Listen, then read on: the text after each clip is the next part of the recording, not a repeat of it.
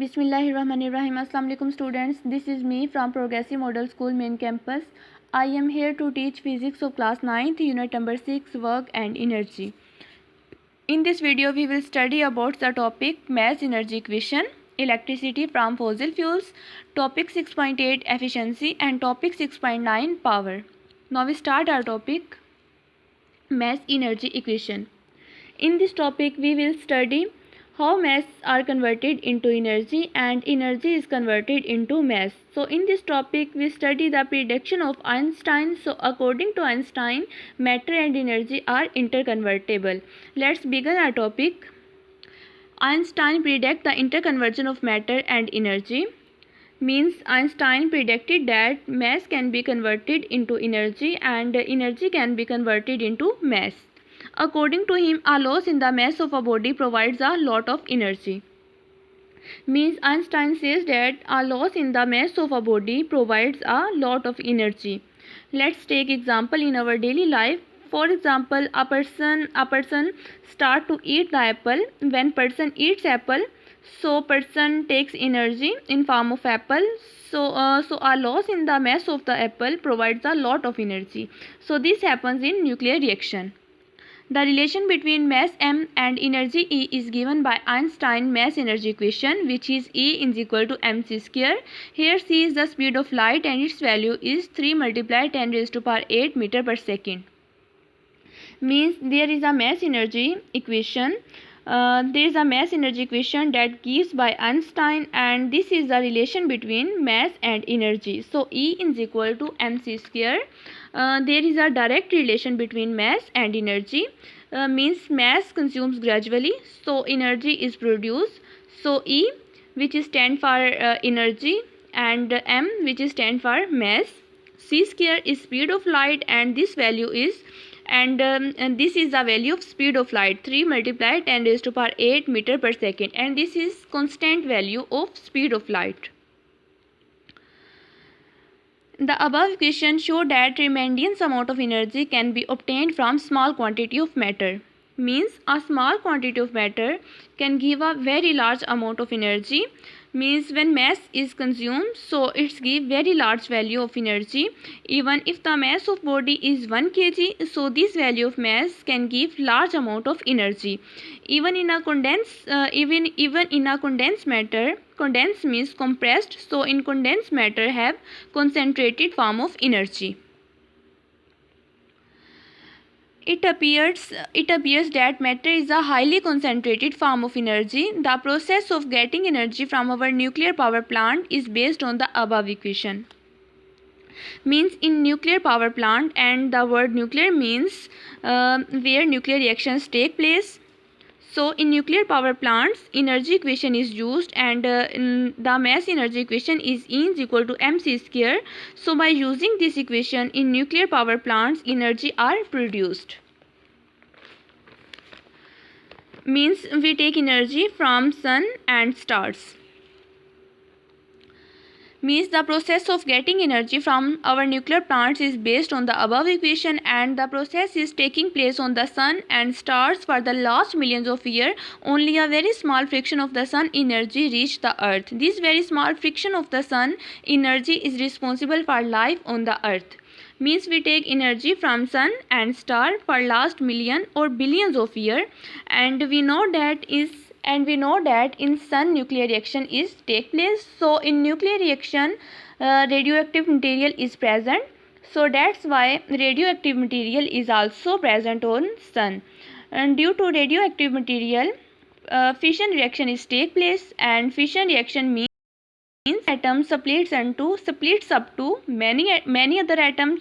So this nuclear reaction produce energy in any form. So the question is arise in our mind that we take energy from last millions or billions years from sun or star. So why the star and sun are not finished?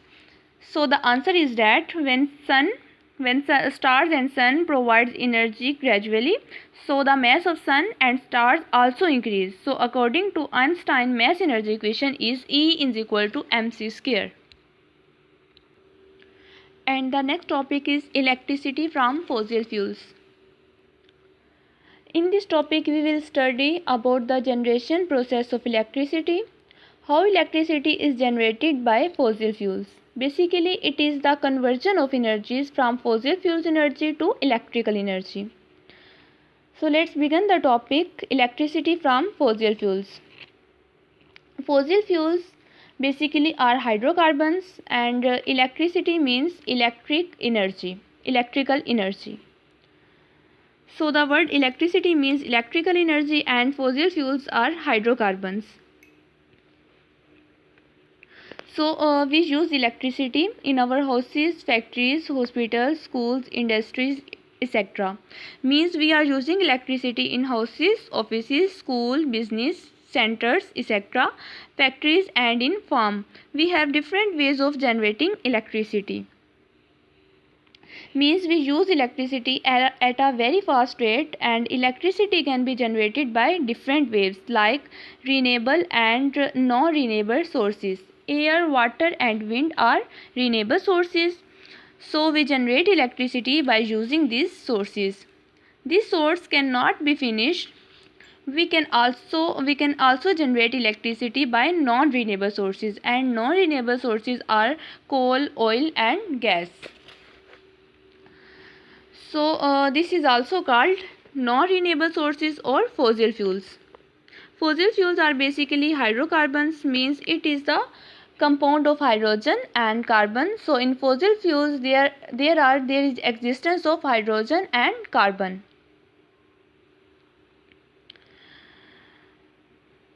Most of the electricity is obtained using fossil fuels such as oil, gas and coal. Fossil fuels are burnt in thermal power station to produce electricity.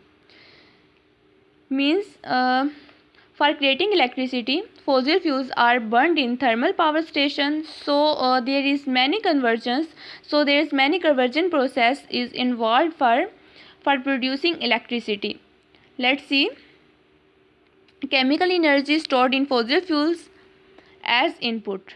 Means we know that chemical energy is present or stored in fossil fuels, and fossil fuels are basically hydrocarbon.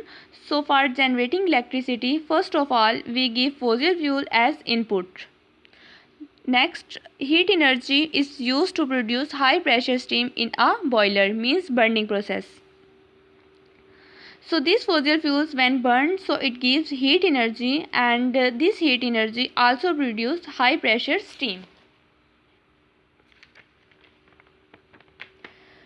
High pressure steam in a boiler, and we know that potential energy is present at high steam, at high point. So potential energy is present in steam. When steam is get off from boiler, so steam is at high point, so there is potential energy is exist. So this potential energy is used to burn a turbine, is used to turn a turbine or used to work the turbine. So potential energy of steam is used to turn a turbine. And next is changing potential energy into mechanical energy. In next step, mechanical energy from turbines to use to run an electric generator, means transferring mechanical energy. Means we know that when turbines at work, so there is mechanical energy, means kinetic energy is exist, and we know that the objects that are in motion have kinetic energy. So this kinetic energy is used to run an electric generator. Next is mechanical energy into electric energy, means electricity output from an electric generator. Means this electric generator is used to generate electricity. So mechanical energy used to run electric generator, and this generator produce electricity. So in this topic we study conversion of fossil fuels energy to electrical energy, means generating the electricity by fossil fuels. Next topic is 6.8 efficiency. So first we see the definition of efficiency. Efficiency of a system is the ratio of required form of energy, and the word required means energy that we take from system as output. So is the ratio of required form of energy obtained from a system as output to the total energy given to it as input. Means first of all, the word efficiency means how good perform the work. And the means of definition is efficiency is basically is the ratio between output into input. So output is the form of electricity that we take in a working condition, and input is the form of heat and our electric current, etc.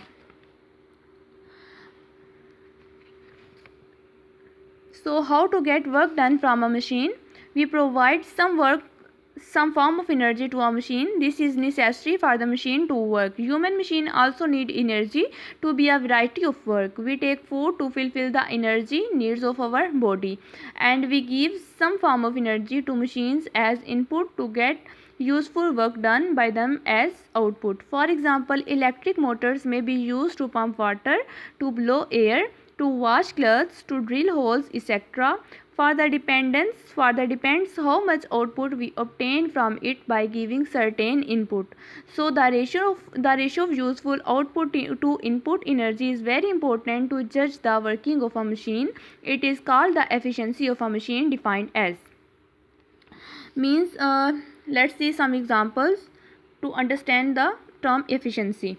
For example, we take an example of working machine that we use in our houses. So first of all, we supply electric current as input to the machine. If the output of machine is good, so we can say that the efficiency of this machine is good. But in another case, if we supply electric current to the machine as input, means we supply input as good range, but machine cannot give the output in good range. So we say that machine have not good efficiency. So the formula of efficiency is thus efficiency is equal to required form of output over total input of energy. So if we find the percentage of efficiency, then we multiply the ratio of output into input multiplied by 100. So we can get percentage efficiency. System is that which give an output equal to the total energy used by it. In other words, its efficiency is 100%. People have tried to design a working system that would be 100% efficient, but practically such a system does not exist. Every system emits energy losses due to friction that causes heat, noise, and etc. There are not the useful form of energy and go waste. This means we cannot utilize all the energy given to a working system. The energy in the required form obtained from a working system is always less than the energy given to it as input. So first of all, there is a direct relation between efficiency and output. Means when output is increased, so the efficiency definitely increase.